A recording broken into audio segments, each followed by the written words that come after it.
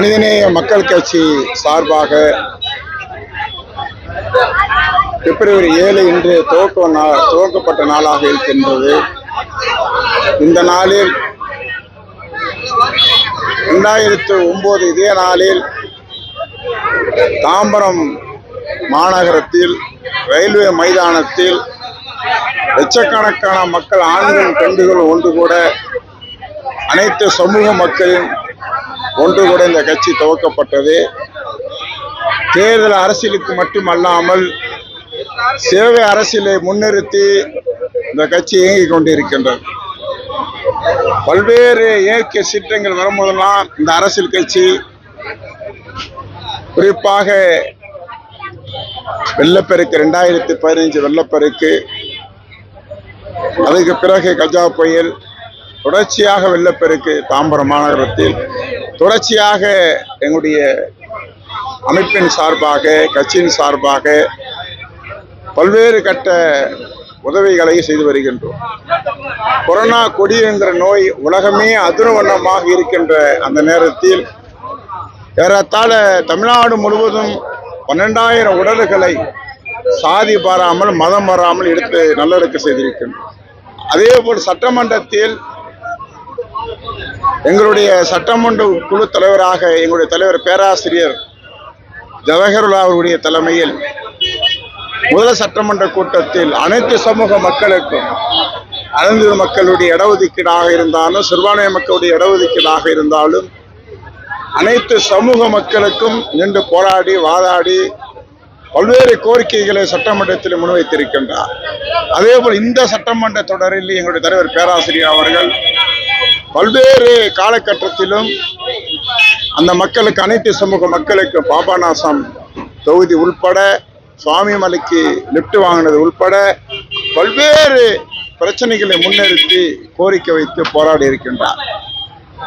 சட்டமன்றத்தில் பேசியிருக்கின்றார், வெளியிலே போராடி கொண்டிருக்கின்றார்.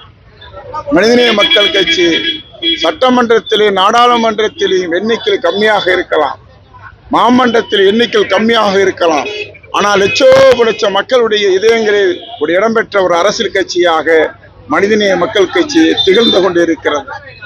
அந்த மனிதநேய மக்கள் கட்சியினுடைய மக்கள் பணி இப்ப வருகின்ற சட்டமன்ற தேர்தலில் எங்கள் தலைவர் அவர்கள் கோரிக்கை வைத்திருக்கின்றார். பேராசிரியர் அவர்கள் தொண்டர்களுடைய எண்ணத்தின் அடிப்படையில், எனக்கெல்லாம் பேராசை 12 இடம் வாங்க வேண்டும் என்று, ஆனாலும் தலைவர் பேராசிரியர் அவர்கள் 5 தொகுதிகள் எங்களுக்கு ஒதுக்க வேண்டும் சொல்லியிருக்கின்றார்.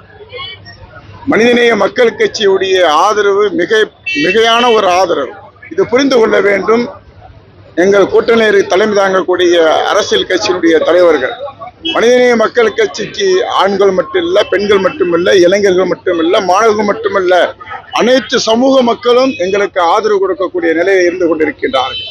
இந்த ஆதரவை சிந்தாமல் சிதறாமல் வாக்குகளாக வாங்கக்கூடிய ஆற்றல் மிக்க இளைஞர்களை பட்டாளம் கொண்ட ஒரு அமைப்பாக மனிதநேய மக்கள் கட்சி இருந்து கொண்டு இருக்கிறது. இதை அறிந்து எங்களுடைய தலைவர் கோரிக்கை 5 இடங்களை மனிதநேய மக்கள் கட்சிக்கு ஒதுக்கி தர வேண்டும். இது எந்த தொகுதியாக இருந்தாலும், நான் நின்று கொண்டு பேசிக்கொண்ட தொகுதியாக இருந்தாலும் மனிதநேய மக்கள் கட்சி முன்னின்று ஏற்றுக்கொள்ளும்.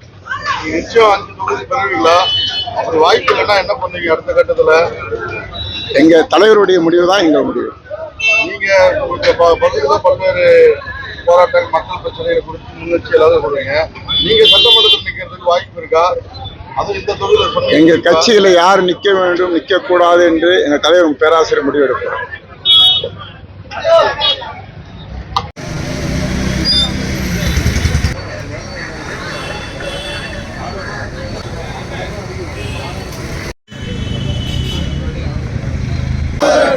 மனிதநேயம் மலரட்டும்,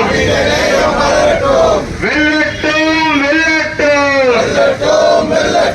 சமய மக்கள் கட்சி, தலை சிறந்து விளங்கட்டும், மக்கள் கட்சி, சமுதாயத்தின் பேரெழுச்சி, மனிதநேய மக்கள் கட்சி, இறுதி வெற்றி நமதணிக்கு.